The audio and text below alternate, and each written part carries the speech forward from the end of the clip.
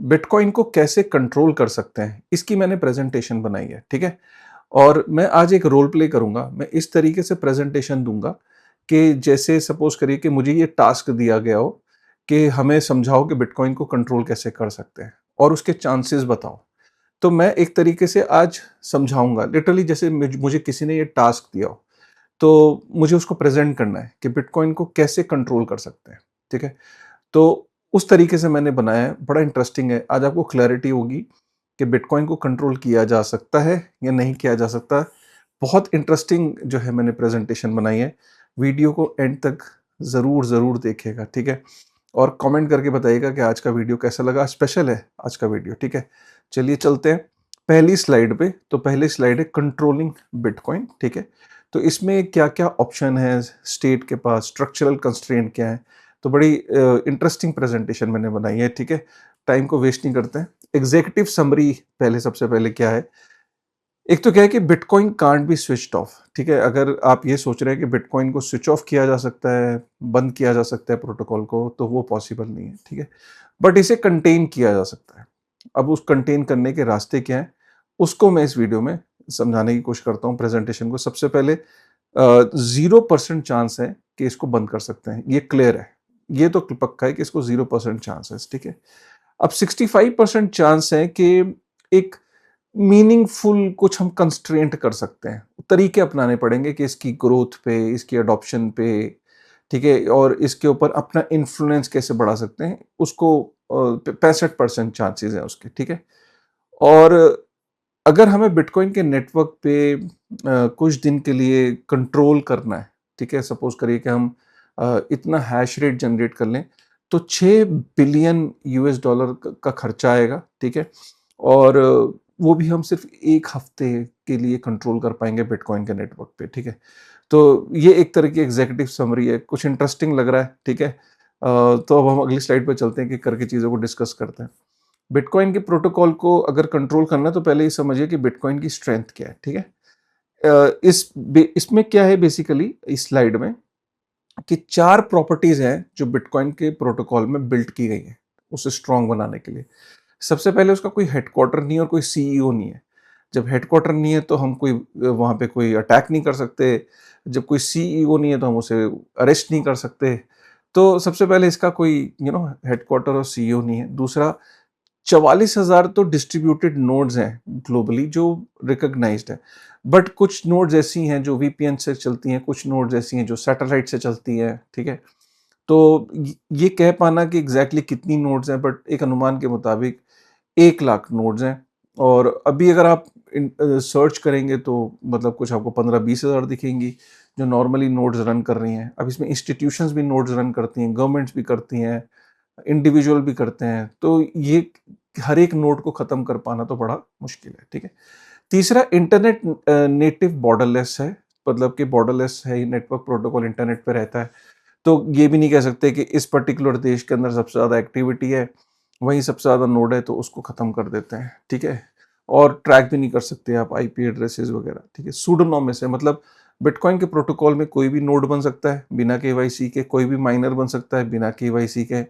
कोई भी गिटहब पे जाके इसके कोड में कंट्रीब्यूट कर सकता है, वो भी बिना केवाईसी के। मतलब ये इस तरीके से डिज़ाइन है कि कहीं पे भी आपकी वेरिफिकेशन की ज़रूरत नहीं है।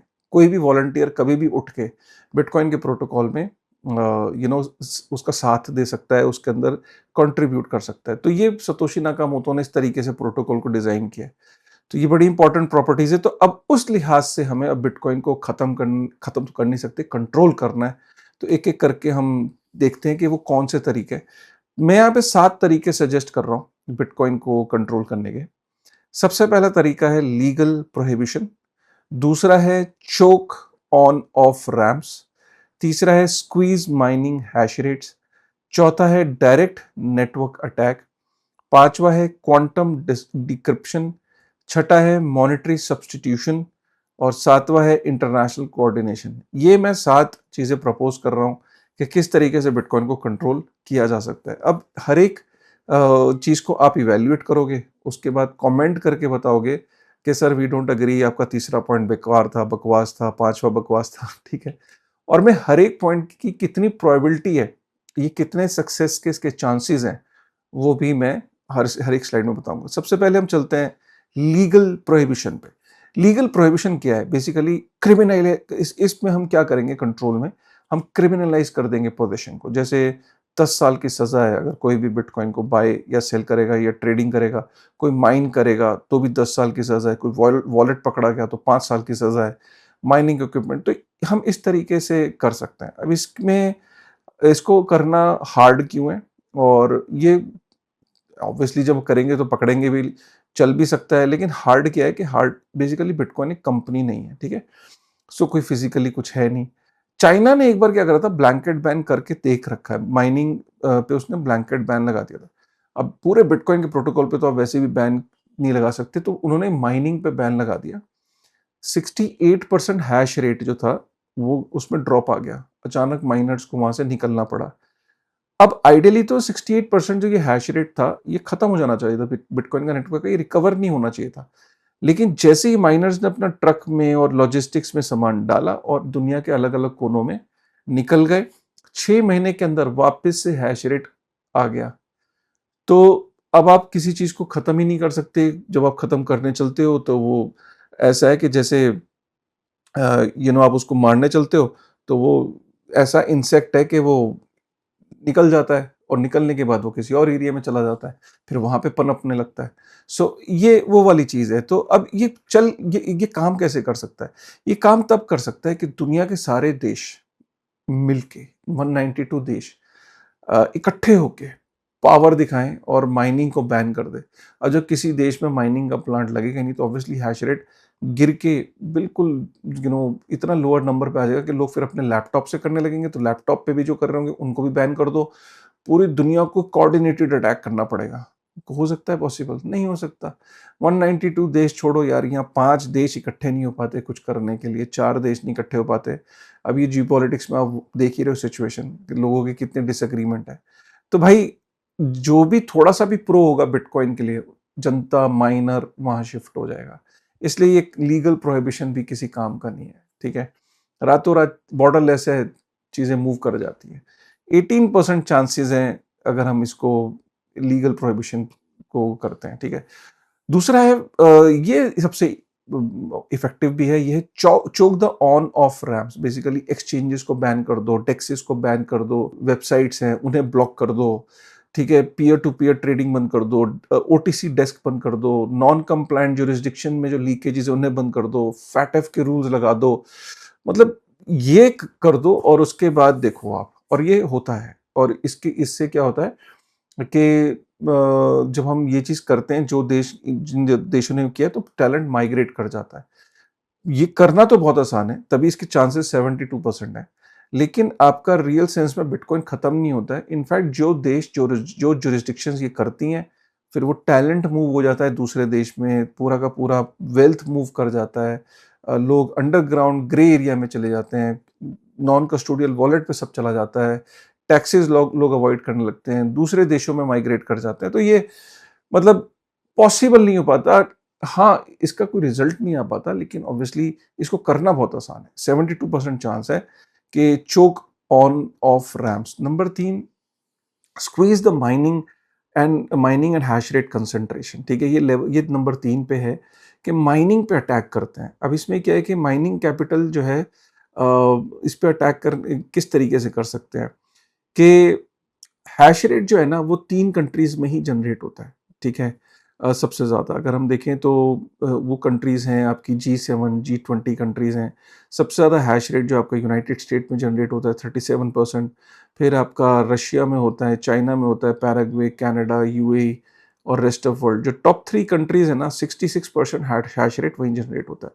अगर ये 3 कंट्रीज़ एक साथ हो जाएँ और बिटकॉइन की माइनिंग को बैन कर दें, बंद कर दें, मज़ा आ जाएगा। अब ये टॉप 3 कौन है? यूनाइटेड स्टेट, रशिया और चाइना। ये तीनों एक साथ हो पाएँगे, कोऑर्डिनेट कर पाएँगे, ठीक है? तो ये बहुत ही रेयर हमने देखा है कि दुनिया का कंसेंसस है कि बिटकॉइन को बंद कर दें। अब कर तो सकते हैं, मैं आज ये प्रेज़ेंटेशन इसीलिए दे रहा हूँ कि कर सकते हैं। अमेरिका, रशिया और चाइना को अपने सारी दुश्मनी, सारे डिफरेंसेस भूल के एक साथ होना पड़ेगा। होंगे? आप बताओ, कमेंट करके बताना कि होंगे क्या, ठीक है? चौथे नंबर पे टेक्निकल और आपका जो डायरेक्ट अटैक 51% का जो हैश रेट है ना, वो अगर जनरेट कर ले, तो अगर सपोज़ करो, अगर हमने पिछली स्लाइड में देखा कि यूएसए, चाइना और रशिया अगर एक साथ हो जाएँ, ठीक है? तो 66% के आसपास का है हैश रेट है और 51% हैश रेट चाहिए होता है डबल स्पेंडिंग अटैक करने का। डबल स्पेंडिंग अटैक का मतलब ये कि सपोज़ करिए कि आपका लेजर बिटकॉइन का ना इम्यूटेबल है, उसमें कोई चेंजेस नहीं हो सकते। लेकिन अगर आप डबल स्पेंडिंग अटैक करके मतलब हैश रेट आपका 51% से अगर ऊपर हो गया, तो आपका नेटवर्क पे कंट्रोल हो जाता है, फिर आप लेजर्स में चेंजेस कर सकते हो। मतलब सपोज़ किसी का बिटकॉइन है, उसको स्पेंड कर सकते हो जो ऑलरेडी स्पेंड हुआ हुआ है। किसी के बिटकॉइन को स्पेंड कर सकते हो, फिर उसके बाद स्पेंड करने के बाद किसी के अकाउंट में तो क्रेडिट होना था, मतलब सपोज़ ए के अकाउंट से बिटकॉइन निकलना था और बी के अकाउंट में क्रेडिट होना था। तो ए के यहाँ से डेबिट कर दिया और बी के क्रेडिट नहीं होने दिया, ठीक है? Are you getting me? So पूरा लेजर के साथ आप मैनिपुलेशन कर सकते हो once you have the attack. तो क्या ये सक्सेसफुल है? भाई प्रैक्टिकली तो ये अगर आप देखो तो किताबी उसमें तीनों एक साथ हो जाएँ तो 51% अटैक हो सकता है। जो मेजर माइनर्स हैं आज की डेट में वो इकट्ठे हो जाएँ, 51% अटैक हो सकता है। लेकिन ये पॉसिबल इसलिए नहीं हुआ था, जैसे ही 51% का हैश रेट किसी के पास आ जाता है, तो वो बिटकॉइन को माइनिंग करने में ज़्यादा प्रॉफिटेबल प्रूव होता है, क्योंकि अगर किसी के पास इतना हैश रेट है, तो उसकी प्रोबेबिलिटी बढ़ जाती है बिटकॉइन को माइन करने की, और बिटकॉइन को माइन करने में बिलियंस में फ़ायदा होगा अगर इतना हैश रेट कोई जनरेट कर लेगा। तो अटैक की जगह माइन करने में ज़्यादा बेनिफिट होता है। दूसरी चीज़, जितने भी देश हैं वो कभी इकट्ठे हो नहीं पाएँगे, और इकट्ठे हो भी जाएँ, माइनर्स इकट्ठे हो भी जाएँ और उनकी यही इंटेंट हो कि बिटकॉइन को के नेटवर्क में उसके जो जो लेजर है उसमें चेंजेस कर देते हैं, तो फिर एक क्या तरीका बचता है? एक तरीका है हार्ड फोर्क। फिर एक चेन जो है वो स्प्लिट हो जाती है। दू मतलब कि अगर आप जो चेन जो कंट्रोल में आ चुकी है, करते रहो भैया, तुम्हें जो वहाँ पे करना है। कम्युनिटी एक हार्ड फोर्क कर देती है, और हार्ड फोर्क में जो बिटकॉइन कोर है, जो बिटकॉइन का जो ओरिजिनल, जो इस टाइम करंट जो सॉफ्टवेयर चल रहा है, बिटकॉइन का जो करंट जो नोड्स जिस सॉफ्टवेयर को रन कर रही हैं, जो जो चेन जिसकी जो ईथोस है, वो है जो एक्चुअल बिटकॉइन है। तो फिर वो हार्ड फोर्क हो जाती है, नई चेन पे कंट्रीब्यूट करने लगते हैं, चाहे वो माइनिंग हो, चाहे वो नोड्स हों, चाहे वो कम्युनिटी हो, वो सारा का सारी जो एनर्जी है वो उस चेन पे लग जाती है, जो एक्चुअल में चेन जिस पर्पस के लिए बनाई गई थी। जो उनके कंट्रोल से निकल गई, भाई तुम उस पे करते रहो, वो अब बिटकॉइन है ही नहीं। तो ये बहुत इंपॉर्टेंट है इसको समझना। बिटकॉइन एक ऐसा ऑर्गेनिज्म है कि जैसे आप उसको मारते हो, वो पूरी तरीके से मरता नहीं है, और वो क्या करता है, अपना रूप बदल लेता है और वो फिर से जिंदा हो जाता है। तो आप बिटकॉइन की ओरिजिनल चेन पे अटैक कर भी दोगे, आपने कर लिया, चेंजेस भी कर लिए, तो हार्ड फोर्क है। अब आप फिर दूसरी चेन पे एनर्जी आ गई, आप दूसरी चेन पे फिर तीसरी उस पे कर लिया, फिर तीसरी, तीसरी पे कर लिया, चौथी। तो ये नेवर एंडिंग गेम है। हाँ, एक चीज़ ज़रूर है कि उस टाइम पे कियोस हो जाता है, मार्केट में प्राइस क्रैश कर जाएगा, सब मतलब कियोटिक हो जाएगा, लेकिन बिटकॉइन खत्म नहीं होगा, ठीक है? हम आते हैं 5वें पे, क्वांटम डिक्रिप्शन। क्वांटम पे क्या है कि सबसे पहले तो कि जो अभी क्वांटम कंप्यूटर है, ठीक है? वो खुद ही, अगर हम देखें तो गूगल क्वांटम का जो एआई है 2026 में जो है, वो 15 बिट की आया था, 15 बिट की, अप्रैल 2026 में, और बिटकॉइन में 226 बिट कीज़ यूज़ करता है, ठीक है? तो अभी जो क्वांटम कंप्यूटिंग है वो बहुत दूर है कि बिटकॉइन के नेटवर्क पे अटैक करने के लिए। हाँ, ये काम कर सकता है, लेकिन वन्स अगेन जब क्वांटम कंप्यूटिंग की जब टेक्नोलॉजी आएगी, तब तक बिटकॉइन भी अपने आप को इवॉल्व कर ले जाएगा। तो क्या क्वांटम कंप्यूटिंग अगर 2035 में आती है, 34 में आता है, तो बिटकॉइन का नेटवर्क तब तक बहुत रोबस्ट हो जाएगा, और वो भी क्वांटम रेजिस्टेंट एड्रेसेस ले आएगा, क्वांटम रेजिस्टेंट टेक्नोलॉजी पे मूव कर जाएगा। तो जब हम क्वांटम कंप्यूटिंग आ जाएगी, तब तक बिटकॉइन इतने सालों में उसको टाइम मिल जाएगा इवॉल्व होने का। तो इसके भी चांसेस अप्लाई करने के और सक्सेस पाने के सिर्फ 12% ही है। तो ये भी एक फेल तरीका है। मॉनेटरी सब्स्टिट्यूशन में ये है कि इस तरीके में हम ऐसे कर सकते हैं कि लोगों को बोलें कि bitcoin is nothing, stable coin is the real thing, या कोई और अल्टरनेटिव हम कॉइन दे दें, सीबीडीसी दे दें, कुछ दे दें, और लोगों को बोलें कि यार बिटकॉइन कुछ नहीं होता, ये होता है मेन, ये सीबीडीसी, स्टेबल कॉइन, या कोई और कॉइन हम पिच कर दें। तो हाँ, ये भी काफ़ी सक्सेस मिली है इसमें, पहले भी लोगों ने अब लोग कहते हैं नया बिटकॉइन ढूँढने लगते हैं और जो बिटकॉइन एक्चुअल है उसको छोड़ देते हैं। हमने देखा है, तो इसकी सक्सेस रेशियो जो है वो 55% है। अगर सारी कंट्रीज़ मिलके अपनी जनता को लोकल लेवल पे कन्विंस करें कि boss real bitcoin is this, not that, जिसके पीछे आप भाग रहे हो। तो इस तरह के ऑलरेडी हम नैरेटिव सुनते रहते हैं मार्केट में, तो कोई कोई ये मतलब ये एक तरीका है बिटकॉइन को कंटेन करने का, उसकी ग्रोथ, उसकी अडॉप्शन को कंटेन करने का।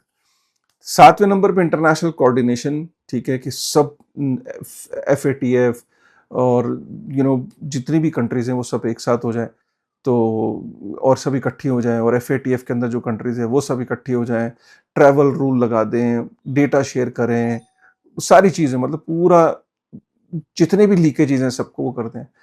हो सकता है, बट चांसेस अगेन 30-32% है, इससे ज़्यादा नहीं है। क्योंकि फिर हमने देखा है कि कंट्रीज़ की आपस में तो सहमति, इतने सारे मुद्दे उन पे तो बन नहीं पाती है, तो बिटकॉइन पे क्या ही सहमति बनेगी। तो वंस अगेन, ये बाय द वे ये सारी जितनी भी चीज़ें मैंने बताई ये सब कहीं न कहीं आज की डेट में इम्प्लीमेंट की जा चुकी हैं, ट्राई किया जा चुका है, लेकिन कुछ वर्कआउट नहीं हुआ है, ठीक है? तो इनफैक्ट मैंने ये समरी बनाई है, इस समरी में आप देख सकते हैं द कंपोजिट फिजिबिलिटी मैट्रिक्स, इसमें किस चीज़ का कितना प्रोबेबिलिटी है। जो द ऑन ऑफ रैंप, ये अभी भी यूज़ होता है, इसके 72% सक्सेस के चांसेस हैं, बट मॉनेटरी सब्स्टिट्यूशन और ये सब हमने देखा है कि ज़्यादा बिटकॉइन को अभी तक सारे मेथड अपनाए जा चुके हैं जो भी मैंने मेंशन किए, लेकिन अभी तक बिटकॉइन को नहीं किया किया। चाइना का बैन भी मैं आपको बता चुका हूँ कि चाइना करके देख चुका है। गवर्नमेंट जो है वो इनफैक्ट वो अब तो स्टॉक पाइल जो है वो इस एसेट का कर रही हैं, इकट्ठा कर रही हैं। अमेरिका जो है वो स्ट्रेटेजिक बिटकॉइन रिजर्व बना रहा है, ठीक है? तो बहुत चांसेस अब कम है कि पूरी दुनिया में बिटकॉइन को कंट्रोल किया जा सके, ठीक है? इनफैक्ट जब यूएस उसकी तरफ निकल चुका है स्टॉक पाइलिंग की तरफ कि बिटकॉइन को इकट्ठा करते हैं, तो बाकी देश भी अब सब देख रहे हैं। तो और रिस्क असेसमेंट में बेसिकली हर देश को ये कि कैपिटल एंड टैलेंट जो है वो फ्लाइट हो जाएगी, ठीक है? तो इसलिए वो बैन नहीं करते। ब्लैक मार्केट में प्रीमियम में बिकना शुरू हो जाएगा बिटकॉइन। प्राइवेसी टूल्स लोग यूज़ करना शुरू कर देंगे। फाइनेंशियल एक्सक्लूजन का नैरेटिव शुरू हो जाएगा। डिप्लोमैटिक फ्रिक्शन हो जाएगी। रिजर्व डिवैल्यूएशन, तो ये काफ़ी रिस्क हैं, मतलब जो बिटकॉइन को बैन करने के, बिटकॉइन को कंट्रोल करने के भी, ठीक है? The whole point is कि it is really very difficult to control Bitcoin, और कहीं ना कहीं आपने देखा है इस पूरी प्रेजेंटेशन में कि ये सारे हथकंडे अपनाए जा चुके हैं, इसीलिए कंटेन करने के चांसेस 60-65% हैं। मैं ये नहीं कहता हूँ कि नहीं है, बट एलिमिनेट करने के चांसेस ज़ीरो हैं, बट चलिए फिर भी 5% दे दिया, ठीक है?